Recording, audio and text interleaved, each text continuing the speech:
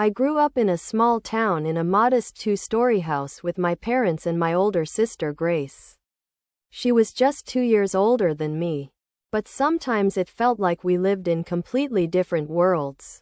My father owned a small cafe that brought in enough to keep us comfortable while Mom stayed home and occasionally helped out at the restaurant.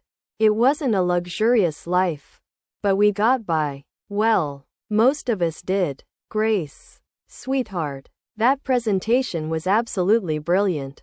I remember Mom gushing one evening after a school event. You're going to go so far in life. You're just so talented. I stood in the doorway, still holding my certificate from the science fair, but nobody seemed to notice. It was always like that. Grace was the star, and I was the shadow. That was the pattern of my childhood. Grace got the latest iPhone while I inherited her old one with the cracked screen. She wore designer clothes while I got her hand-me-downs. Every family gathering became a showcase of Grace's achievements. Did you hear about Grace's SAT scores? Dad would probably tell our relatives. Top percentile. And she's president of the debate club, too. I learned to fade into the background during these conversations. Knowing my straight B's and position as treasurer of the environmental club wouldn't merit a mention. It wasn't that I was doing poorly. I was doing fine. But in our house, fine might as well have been failure. Stella, Mom said once when I was helping her fold laundry, you should really think about practical career options. Maybe something in retail or service. There's nothing wrong with honest work. The word stung, but I'd gotten used to the constant reminders of my perceived limitations. What I hadn't gotten used to was the way they seemed to actively reinforce them. Looking back now, I realize that those early years were setting the stage for everything that would follow. The constant comparisons, the subtle put-downs, the clear message that I was somehow less than my sister. It all left marks that would take years to heal. But sometimes, the deepest wounds become the strongest motivations. And my family had no idea how their treatment would eventually come back to shape all our futures. I still remember the day Grace got her college acceptance letter. The whole house erupted in celebration. Mom made her favorite dinner. Dad brought home an expensive bottle of wine. And they spent the entire evening making plans for her future. Our brilliant girl is going to one of the best colleges in the city. Mom couldn't stop beaming. We've been saving for this moment since you were born. Sweetheart. I sat quietly at the dinner table, pushing food around my plate, trying to imagine what my own celebration would be like in 2 years. I should have known better. When my turn came, the response couldn't have been more different. I'd worked hard to maintain good grades, joined clubs, and even took extra courses to boost my college applications. But none of that seemed to matter. College? Mom's laugh was sharp and dismissive when I brought up the subject. Stella, be realistic. We just can't afford to send you to college. Besides, you're not really college material. But what about all the money you saved for Grace? I asked, my voice shaking. Dad cleared his throat uncomfortably. That was different. Grace had a clear path. Exceptional grades. Well, you're more suited for practical work. Speaking of which, I could use another waitress at the cafe. I couldn't believe what I was hearing. I could work while studying, I pleaded. Please, just help me get started. We could borrow from relatives or take out a loan. I'll pay back every penny with interest. I'll even get it in writing with a lawyer. We never borrow from anyone in principle, Mom said coldly. We don't borrow money, and we're not going to change our principles for you. You need to accept your limitations and find a suitable job. I spent that night crying in my room. But by morning, determination had replaced my tears. I went to the only people who had ever truly seen me. My grandparents. Grandpa, Grandma. I need your help. I explained everything through tears at their kitchen table. I can't just give up on college. I can't. Grandpa's eyes were filled with a mixture of anger and sadness.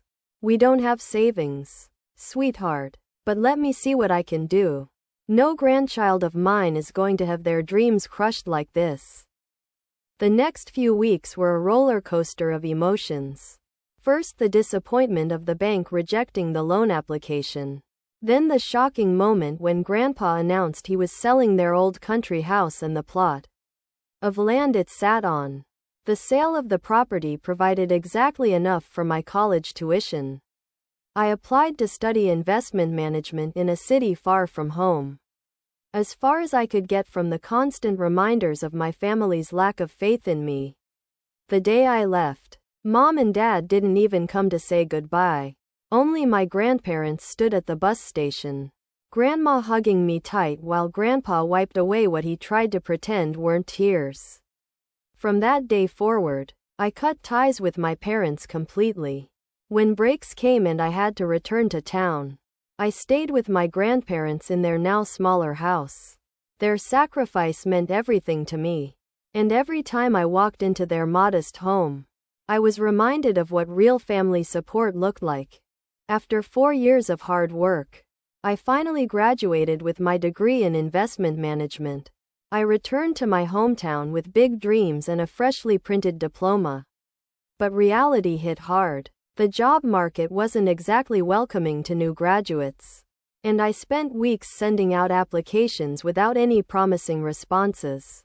Eventually, I landed a position at a small trading company. It wasn't the prestigious investment firm I'd imagined working for. But it was a start. I found a modest apartment on the outskirts of town. Nothing fancy, but it was mine, paid for with my own money. Then came the call I never expected. Stella, Grace's voice was sugar sweet on the phone.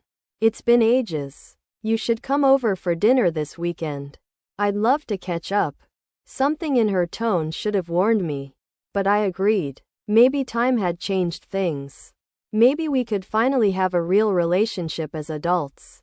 I couldn't have been more wrong. When I arrived at Grace's house that evening, I immediately knew I'd walked into a trap. My parents were already there, along with Grace's boyfriend, a slick-looking guy in an expensive suit who barely acknowledged my existence. The interrogation began as soon as we sat down to eat. So, Stella, Mom started, her fork poised mid-air. Tell us about this job of yours. I'm working at a trading company, I said, trying to keep my voice steady. It's small, but, Grace cut in with a laugh. Trading company? You mean like those discount stores? Honestly, you didn't need a college degree for that. Anyone could walk in off the street and get that job. Unlike Grace, who's a manager at Citibank. And Thomas here is a lawyer at Anderson and Pierce. Grace's boyfriend nodded smugly. Top law firm in the state. I told you college wasn't necessary for you. Dear, Mom said, her tone dismissive. Such a waste of your grandfather's property. Dad chuckled, swirling his wine glass. Hey, my offer still stands. I could use an educated waitress at the cafe. Think how impressed the customers would be. Would you like fries with that? From someone with a college degree? They all laughed, except me. I stared at my plate, pushing the food around, just like I used to do as a child. Where did you say you're living now? Grace asked, though I hadn't mentioned it yet. I found a place on Cedar Street, I replied quietly. The table erupted in theatrical gasps. Cedar Street? Grace's eyes widened in mock concern. Oh, Stella, that's literally the worst neighborhood in the city. Then she paused for effect. Well, you know, people who can't afford better live there. Beggars, she said, her voice dripping with disdain. She means beggars, Mom stage whispered. And they all laughed again. Something inside me snapped. For years, the distance hadn't changed anything. They were still the same cruel, judgmental people they'd always been. I stood up so abruptly my chair scraped loudly against the floor. You know, I'd rather be a beggar than be like any of you. I spat. At least I got where I am on my own. Without riding on someone else's coattails or living off daddy's money, I grabbed my purse and headed for the door, ignoring their protests and accusations. As I walked out into the night, I promised myself it would be the last time I ever set foot in their presence. Life has a funny way of surprising you. Just when you think you've hit a dead end, things can change. I was still working at the small trading company, doing my best but feeling stuck, when my phone rang one afternoon. It was Lisa, my old college roommate. "Stella, you're not going to believe this," she practically shouted with excitement. "Remember how we always talked about working for Maxwell Investment Group? They're opening an office in your city and looking for fresh talent. I already put in a good word for you." Quote, my heart started racing. Maxwell was one of the biggest names in investment management. I spent that night updating my resume and the next week preparing for the interview. When I walked into their temporary office, I felt like everything in my life had been leading to this moment. The interview wasn't easy. They grilled me on everything from market trends to specific investment strategies. But all those extra hours I'd put in at my current job, all the additional research I'd done in my free time, it all paid off. A week later, I got the call. I was in. From day one, I threw myself into the work. While others went home at 5, I stayed late, developing new investment strategies and refining my project proposals. My first major project was managing a portfolio for a mid-sized tech company. When it yielded a 40% return in the first quarter, people started noticing. "Stella, this is excellent work," my supervisor said during my 6-month review. Along with his praise came a bonus larger than my entire year's salary at the previous company. But it wasn't enough. I worked harder, took on bigger projects, and built a reputation for turning struggling investments into gold mines. The bonuses kept getting bigger, and I had a plan for every penny. 2 years after starting at Maxwell, I walked into a luxury car dealership. The salesman probably thought I was lost until I pointed to their top-of-the-line model and said, "I'll take that one." An hour later, I was pulling up to my grandparents' house in a gleaming new car, complete with a giant red bow on top. Grandpa's jaw dropped when I handed him the keys. But I wasn't done.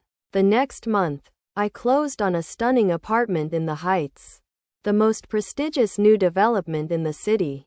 Floor-to-ceiling windows, marble countertops, and a view that made you feel like you owned the whole city. I was walking out of my building one morning with coffee in hand when I heard a familiar voice. "Stella?" Grace stood there in her designer workout gear, looking like she'd seen a ghost. "What are you doing here?" she asked. I took a slow sip of my coffee, savoring the moment. "Oh, I live here," I said casually, pointing to the penthouse level of the building. "Just bought it, actually." The look on Grace's face was priceless. A mixture of disbelief, shock, and something else. For the first time in our lives, I saw envy in my perfect sister's eyes. A week after my encounter with Grace, my phone rang. Seeing my parents' number on the screen was surprising enough. They hadn't called me in years.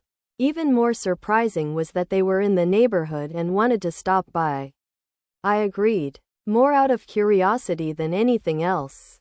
When they walked into my apartment, their expressions were priceless. Mom's eyes darted from the panoramic windows to the designer furniture while Dad stood awkwardly at the entrance, as if afraid to touch anything.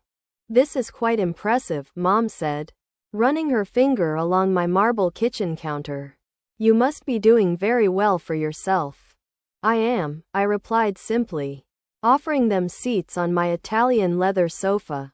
They exchanged glances before Mom cleared her throat. "Well, we actually have some news. Grace is engaged to Thomas. They announced it last month at the engagement party." An engagement party I hadn't been invited to. "Of course. They're planning the wedding for 6 months from now," Mom continued, her voice taking on that familiar wheedling tone I remembered from childhood. We've offered to pay half the expenses, as is traditional. Dad shifted uncomfortably. But it seems the total budget is, well, $300,000. I nearly choked on my water. $300,000? Quote, Thomas's family has certain expectations, Mom explained quickly. They're very prominent in the community. We announced we'd cover half before we knew the amount. And now, she trailed off, looking at me meaningfully. Now you need $150,000, I finished for her. Exactly, Mom brightened. And since you're doing so well, living in this beautiful apartment and working at such a prestigious firm, you want me to give you the money? I said flatly. Loan, Dad interjected. We're asking for a loan. We'll pay you back. Of course. We'll even get it notarized. We know it's a lot, Mom said quickly. But we can't back out now. It would be so embarrassing with Thomas's family. They're expecting a certain standard. Like when I wanted to go to college? I interrupted. When I begged you for help. When I offered to sign a legal document promising to pay you back. Quote, Mom's face flushed. That was different. Different how? Quote, because it was me asking? Because you told me you don't borrow money on principle? Quote, Stella, be reasonable, Dad started. Reasonable? I stood up. Like you were reasonable when you told me I wasn't college material?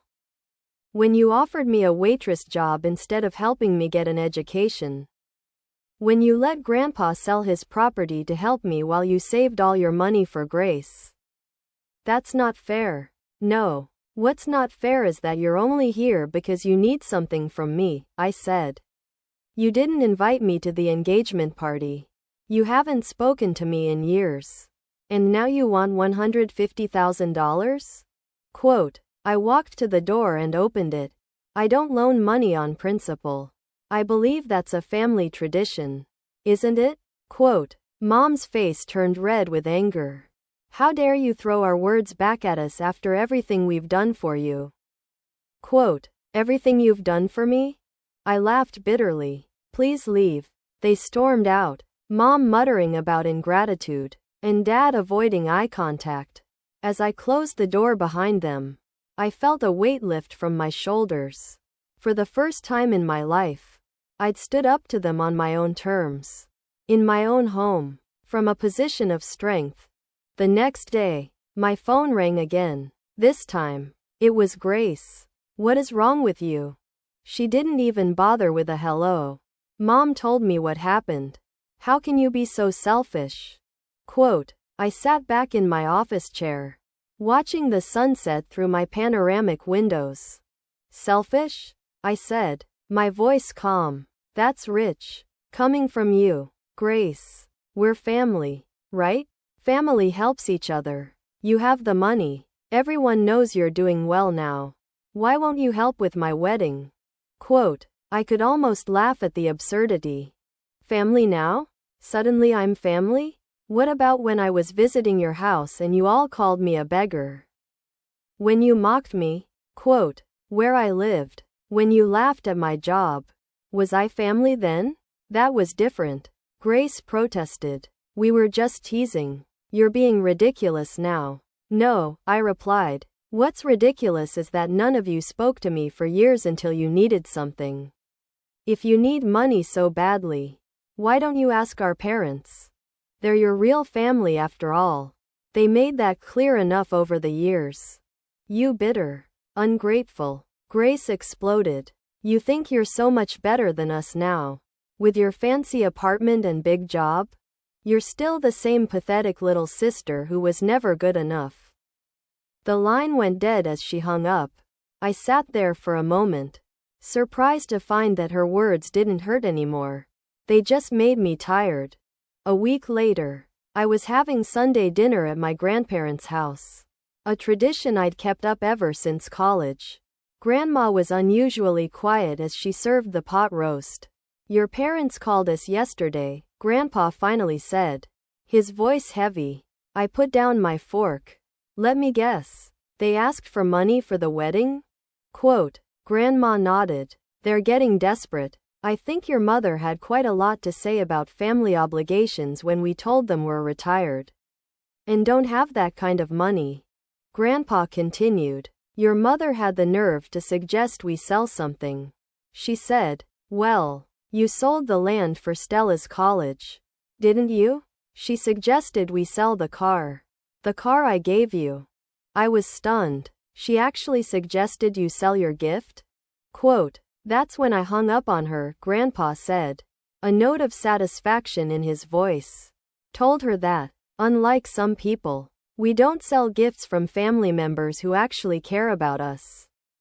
Grandma reached across the table and squeezed my hand. The three of us sat there in understanding silence, bound together by something stronger than mere blood ties. Word travels fast in a small town, and my parents made sure it traveled even faster.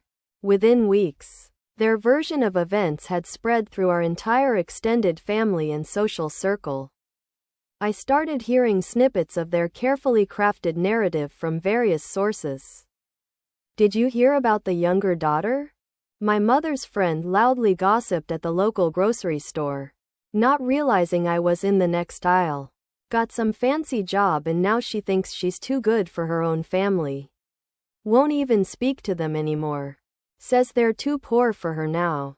At church, relatives would shoot disapproving glances my way when I visited with my grandparents. My Aunt Martha called one evening, heavy with judgment. Your mother told me you wouldn't even let her into your apartment when she came to visit. How could you treat your own mother that way? Quote, I could have corrected the record. Could have told everyone how my parents had only reached out when they needed money. How they'd never supported my dreams. How they'd mocked and belittled me at every turn. But I'd learned long ago that trying to defend yourself against toxic people only gives them more ammunition. Instead, I focused on my work, spent time with my grandparents, and let the gossip swirl around me like autumn leaves in the wind. My grandparents knew the truth. They'd lived through every moment of it with me, and that was enough. But with 2 weeks left before the wedding, Grace made one final attempt. She showed up at my apartment unannounced, wearing her most expensive outfit and her most convincing smile. Stella, we need to talk, she said, rushing past me into the living room. This has gone on long enough. We're sisters. We shouldn't be fighting like this. I stood by the window, arms crossed, watching her settle herself on my sofa as if she owned it. Why are you really here, Grace? Quote, to make peace, she gave me her best pageant winner smile. And to help you understand the situation better. You see, Thomas's parents are not just rich. They're old money. They have connections everywhere. The wedding has to be perfect. I waited, knowing there was more. The final payments are due next week. The restaurant deposit, the wedding planner's fee, the flowers. She twisted her engagement ring nervously. If Mom and Dad can't contribute their share, it's going to be so embarrassing. Thomas's parents will find out they couldn't afford it. It won't just reflect badly on Mom and Dad. It'll reflect on me, on my future with Thomas. So this visit isn't really about reconciling, I said. It's about the money. Well, yes, she stood up and walked over to me, placing her hand on my arm. Stella, please. You're my sister. I need your help. We need to make a great impression on Thomas's parents. I gently removed her hand, walked to the door, and opened it. I don't care about impressing Thomas's parents. I don't care about your perfect wedding. And I definitely don't care what any of you think anymore. You're making a huge mistake, she said, her voice trembling with anger. You'll regret this. I smiled, feeling genuinely at peace. No, Grace. For the first time in my life, I'm absolutely certain I won't. A few days after Grace's visit, my phone lit up with a text from Sarah, her college friend who'd always been kind to me. She thought I should know what had happened at the country club the previous evening. Your parents finally had to come clean to Thomas's family, she wrote. They couldn't dodge the wedding planner calls anymore. It was apparently quite a scene. I could picture it clearly. The elegant country club dining room. Thomas's wealthy parents in their designer clothes. The moment my parents had to admit they couldn't afford their share of the wedding expenses. According to Sarah, Thomas's mother had practically turned purple with rage. But the carefully planned fairy tale wedding began to unravel. The honeymoon suite in the Maldives was cancelled. The vintage champagne order scaled back. The designer flower arrangements simplified.